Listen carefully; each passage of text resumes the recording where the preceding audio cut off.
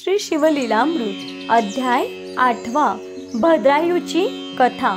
या अध्यायाची फलश्रुती यश, विजय, बंधमुक्ती, दास्यमुक्ती व शिवकृपा होईल। श्री गणेशाय नमः। सूत म्हणाले, सज्जन हो, भद्रायू 12 वर्षाचा असताना तो शिवयोगी पुन्हा त्या मायलेकरांना भेटावयास आला। सुमतीने त्याचे आनंदाने स्वागत केले। त्यावेळी त्याने भद्रायूला न्याय, नीती, शास्त्राबरोबरच शिवार्चन व शिवभक्तीही शिकवली। एक दिव्य शंख व खड्ग दिले आणि अनेक आशीर्वाद देऊन तो गुप्त झाला। पुढे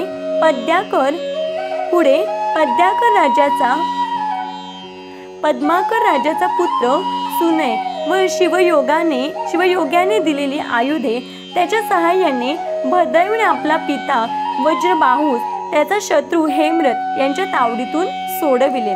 काही दिवसांनी त्या शिवयोग्याने चित्रांगद व सीमंतिनीची भेट घेऊन तुमची कन्या कीर्तिमालिनी भद्रायूला द्या असे सुचविले। त्यास मान्यता देऊन त्यांनी विवाहाची तयारी केली। सुमती आणि पद्माकरही लवाजम्यासह आले। निमंत्रितांमध्ये वज्रबाहूही होता। त्याला भद्रायू आपलाच पुत्र आहे हे कळताच पूर्वकृत्याचा पश्चाताप झाला।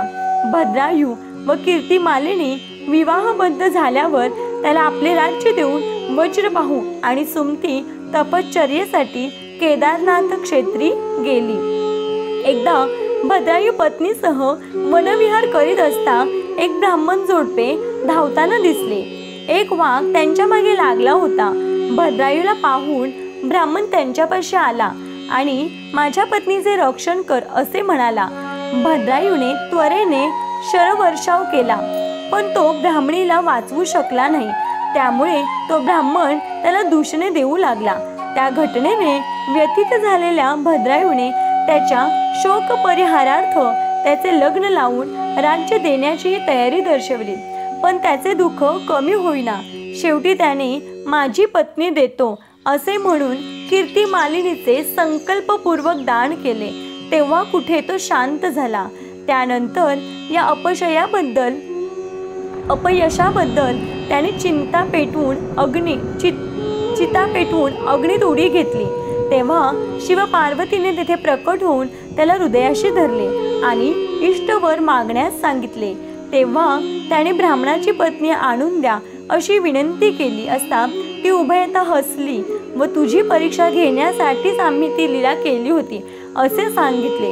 त्यानंतर कीर्तिमालिनीला त्याच्या हवाली करून चित्रांगद, सीमंतिनी, वज्रबाहू, सुमती, पद्माकर यांच्यासह तुम्हा दोघांनाही माझे अक्षयपद प्राप्त होईल असे वरदान देऊन ते गुप्त झाले। भद्रायूने न्याय, नीती, धर्माने राज्य केले व अंती पत्नीसह शिवलोकी गेला। श्री सांब सदा शिवार्पणमस्तु। शुभम भवतु। हर हर महादेव। ओम नमः शिवाय।